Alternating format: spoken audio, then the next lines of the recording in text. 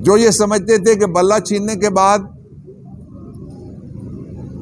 लोग पीटीआई की तरफ नहीं देखेंगे, जिसका जो इंतखाबी निशान है वो सारा हमने पोर्टल पे डाल दिया है, और आप जो ही कोई जाएगा सोशल मीडिया के ऊपर उसको पता लग जाएगा कि इस शहर में पीटीआई के कौन कौन से नामजद उम्मीदवार हैं। इसलिए धांधली नहीं, धांधला हो या अबूल धांधला हो, इसके बावजूद पाकिस्तान तहरीक इंसाफ को कोई इलेक्शन में नहीं हिरा सकता। मैं इस मौके पे ये ज़रूर कहना चाहूँगा कि इलेक्शन कमीशन के पास मौका है।